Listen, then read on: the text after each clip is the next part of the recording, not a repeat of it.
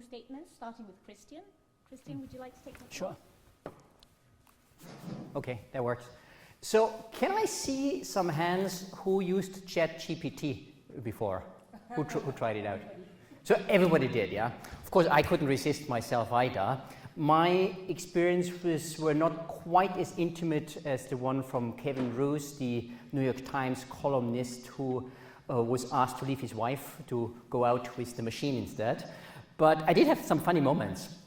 So I created a little prompt that is supposedly replacing me as a teacher in the classroom, and as I then tried to use it as if I were a student, and I told it to skip some parts, the machine told me that, well, you're obviously not interested enough, maybe you just move on and leave me out of this.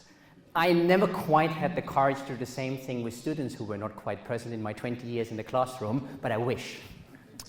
Now, beyond these sort of, funny encounters, there is, of course, the more fundamental question whether AI, and in particular ChatGPT, is going to maybe replace us to some extent in future. And for me as a strategist, this question relates primarily to whether it is likely that ChatGPT or subsequent technologies will maybe take over some of the strategy work that at the moment strategy consultants do, senior managers are doing.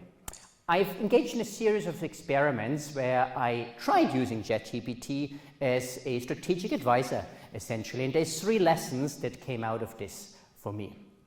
The first lesson was that ChatGPT offers interesting new insights, but we cannot expect miracles either.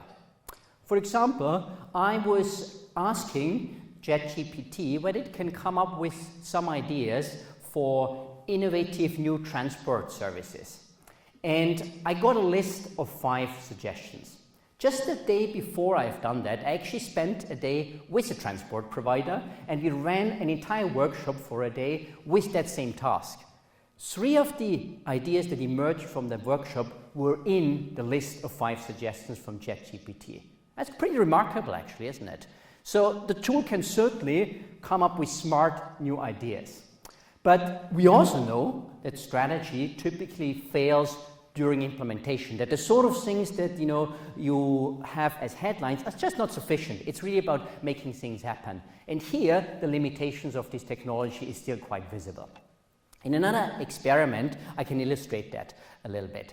So I asked the tool whether it could come up with some innovative streaming service. And among the suggestions was an edutainment type service. Found that naturally interesting, so I probed a bit further of how we could eventually realize such a service. And among the suggestions was, partner with a university. So I asked, well, how could I partner with a university? Suggestion, well, set up a contract with them, get a partnership agreement, and then things will happen. Now, being a professor in a university, I know this is not going to work, yeah? Professors are, quite allergic to anything that they're ordered to do. And essentially, you need to convince individual professors that there's something in it for them if they want to engage with this type of news service. That's something which we, working in an organization, fully understand, that there's peculiarities, that there's certain things that work in some, but not in other organizations. The tools cannot pick that up at this point in time. The second lesson that I learned from playing around with ChatGPT is that the most experienced strategists will actually benefit the most from this tool, and it's somewhat counterintuitive. But consider what this tool really is. It is really, in essence, a very, very smart bullshitter. It is coming up with some stuff that is true, it is coming up with some stuff that is not true. But it's so eloquent about all of this that we'll believe everything, really. Now, some more advanced versions, for example, Bing in creative mode, gives us some references, but nonetheless, you need the discretionary power of somebody who has the experience of engaging with this, and you need also to know which questions to ask to really make this tool work. Without that, we are fooled with some of those things that are not quite right. The third lesson that I learned is that the tool uses different data, and it uses data differently from how we use it as managers, as executives. So, in terms of the data, yeah, we could easily think, because it can really process millions of data points, that this is providing us with superior solutions. But when you think about often the best solutions, the greatest ideas that organizations come up with, they are based on proprietary information, on proprietary data that is not publicly available.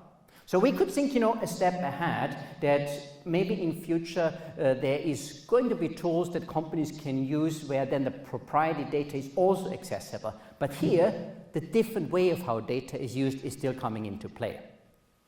The large language models have a digression towards the means. The most common things tend to be the ones that is most familiar with. I can easily tell the tool to apply 5 forces model for me. That's easy for it.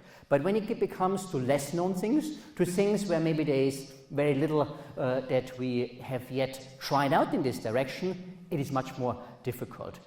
Anomalies is often the kind of part where fresh and great ideas in organizations come from. And managers can rely on their experience and draw from analogical reasoning, where different situations and the things they've learned in different situations can repackaged and used again in something that they have not encountered yet. That's not something that ChatGPT at the moment can deliver to us.